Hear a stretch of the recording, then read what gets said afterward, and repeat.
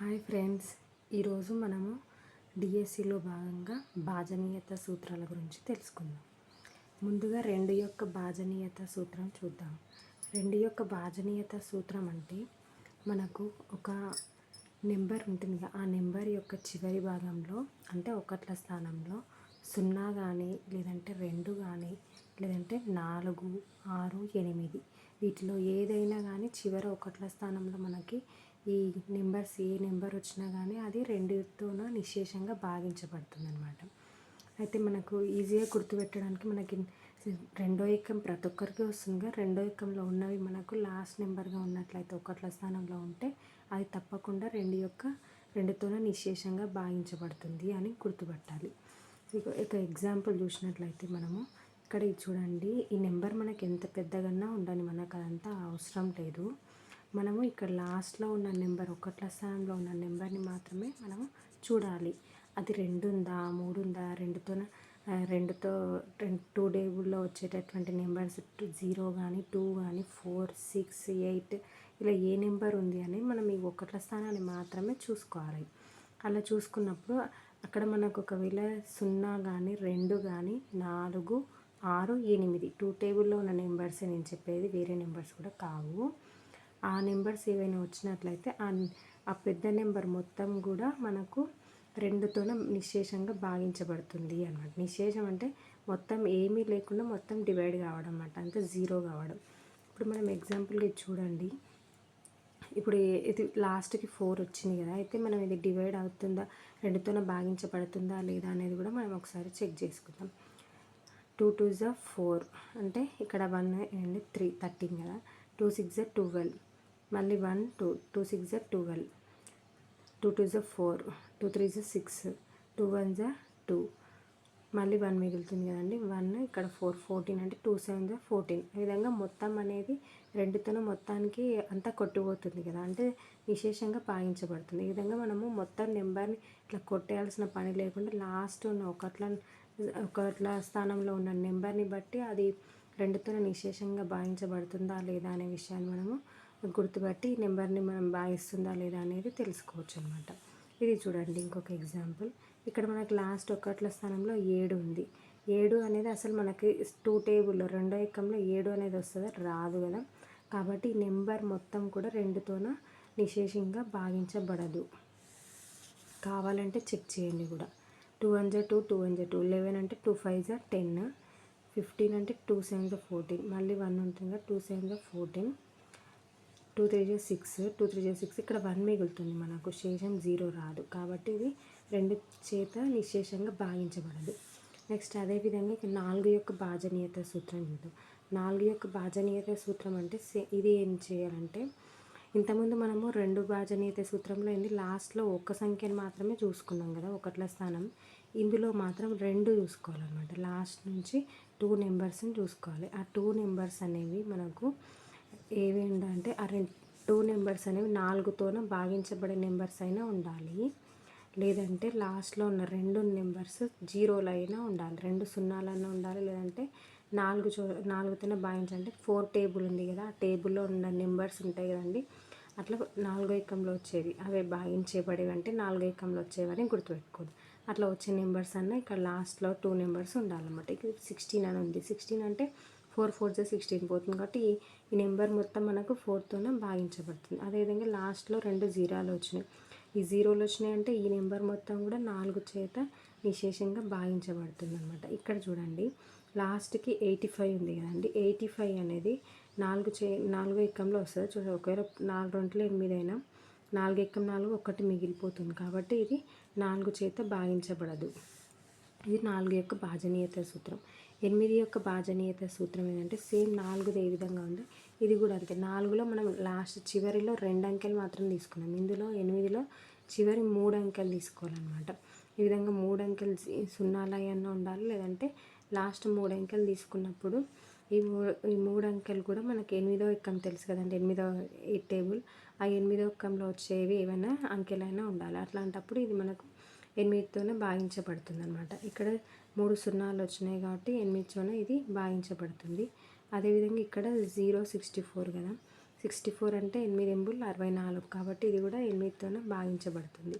ఇక్కడ చూడండి 3 నెంబర్స్ తీసుకున్నాము లాస్ట్వి 261 కదా. అయితే ఒకవేళ ఇది చూసినామనుకో 8 3 24, ఇక్కడ 2 1 21 అంటే 8లో పోదు కాబట్టి ఇది 8తోనే భాగించబడదు. ఈ విధంగా 8 యొక్క భాజనీయత.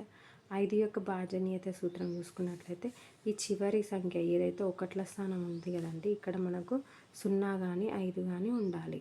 అలాంటివి 5తోనే నిశేషంగా భాగించాలి. ఇక్కడ 0 ఉంది కాబట్టి ఇది 5తోనే భాగించబడుతుంది. ఇక్కడ 5 ఉంది కాబట్టి ఇది కూడా 5తోనే భాగించబడుతుంది.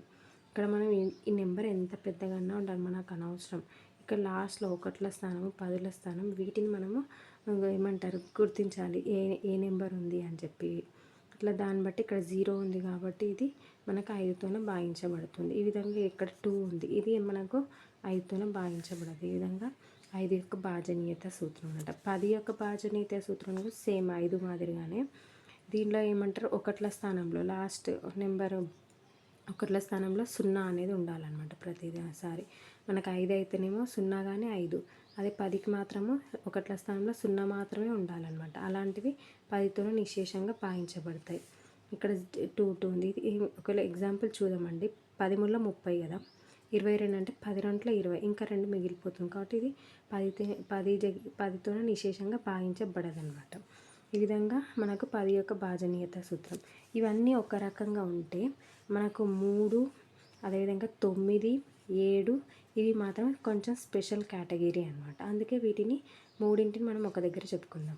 3 యొక్క భాజనీయత సూత్రం చూద్దాం. ఇప్పుడు 3 యొక్క భాజనీయత సూత్రంలో ఏంటి అంటే అంకెల మొత్తము. అంటే ఇప్పుడు మనకి ఈ విధంగా ఒక నెంబర్ ఇచ్చింటారండి. ఈ నెంబర్లో ఈ ఉన్న నెంబర్స్ ఉన్నాయి కదా, ఈ 3, 2, 4 వీటన్నింటిని ప్లస్ చేయాలి అనమాట. ఇప్పుడు 3 to 5, 5 + 4 ఎంత అండి 9 కదండి.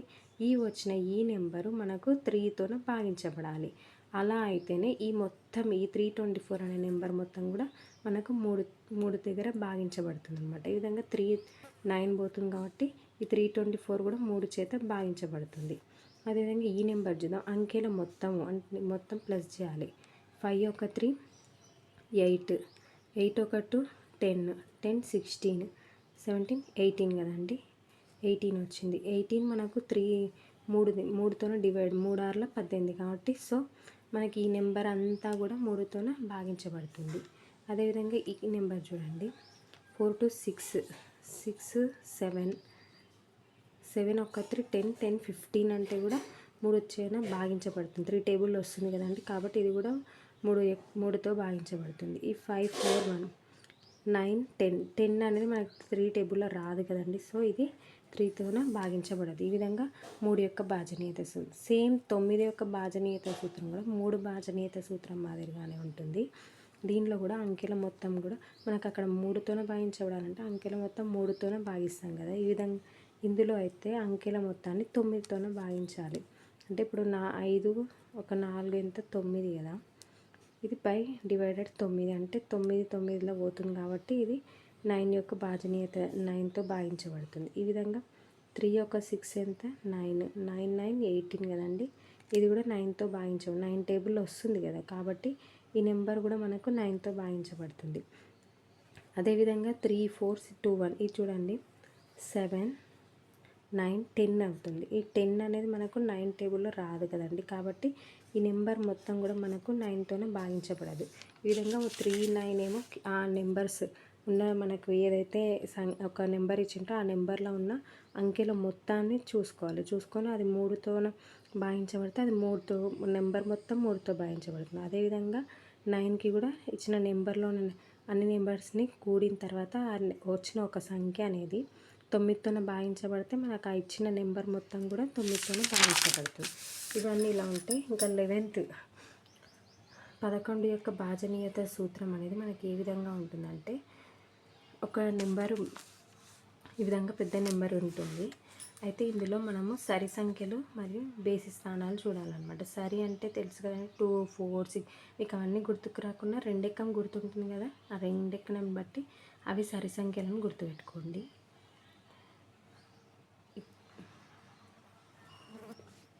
ఈ విధంగా మనము సరి స్థానాలు మరియు బేసి స్థానాలు ఈ విధంగా గీసుకోవాలి. అయితే ముందుగా ప్లేస్ చేసుకున్నామండి. ఇక్కడ నుంచి 5 ఒక 4 9 9 ఒక 8 ఎంత అవుతుందండి? ఇక్కడ వేసుకున్నాం 5 + 4 + 8 అనేది అదే ఇంకా బేసి స్థానాలు 5 + 4 + 8.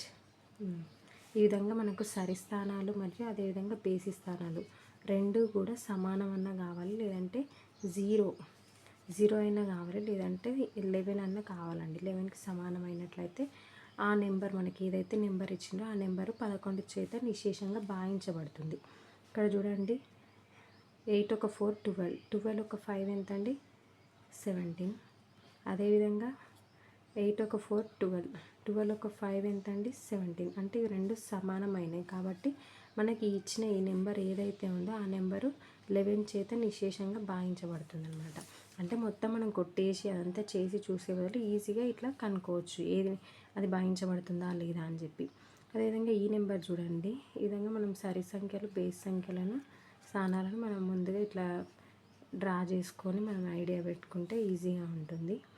9 + 8 + 8 = 2 + 3 + 9 అండి. ఇక్కడ చూడండి 8 8 16 16 ఒక 9 అండి.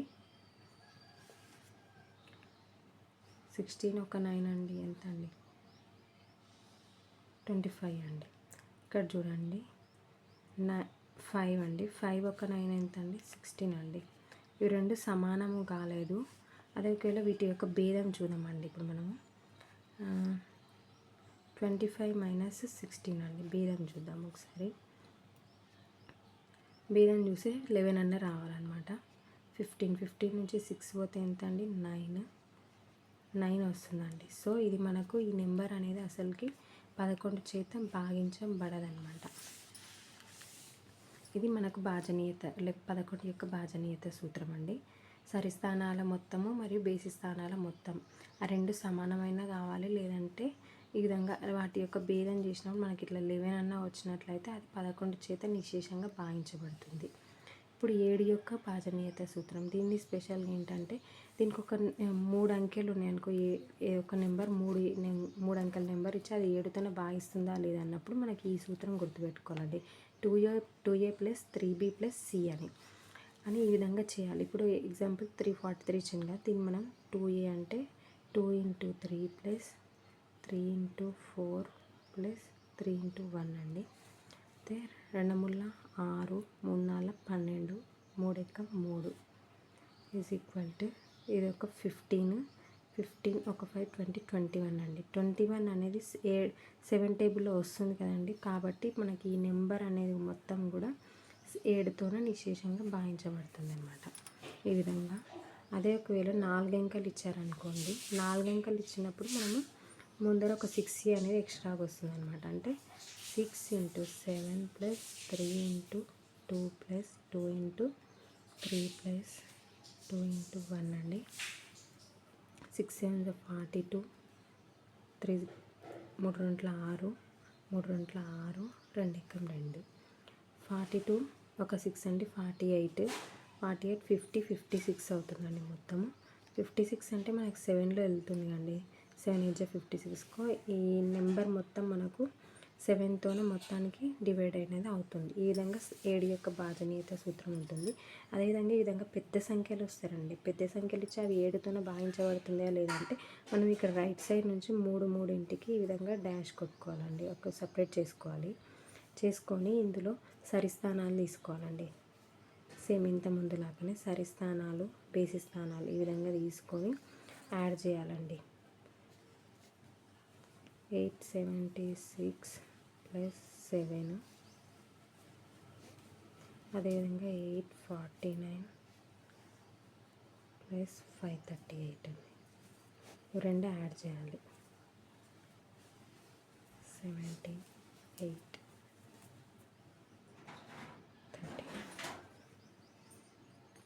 13 అండి.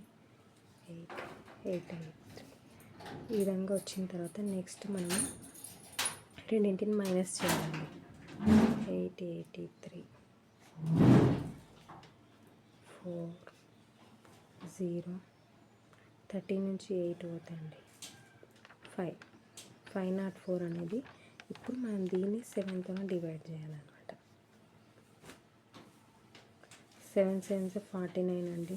14 అంటే 7 2 14. సో 7తో మనకు మొత్తం డివైడ్ అవుతుంది కాబట్టి ఈ నెంబర్ అంతా కూడా డివైడ్ అవుతుంది. ఈ విధంగా మనకు 7 యొక్క భాజనీయత సూత్రం అనేది ఉంటుంది అన్నమాట 3 టైప్స్గా. ఇలాంటి ఇంకా కొన్ని మంచి మంచి వీడియోస్, ఇలాంటి క్లాసెస్ మీకు కావాలంటే మన ఛానల్ని సబ్స్క్రైబ్ చేయండి. Thank you.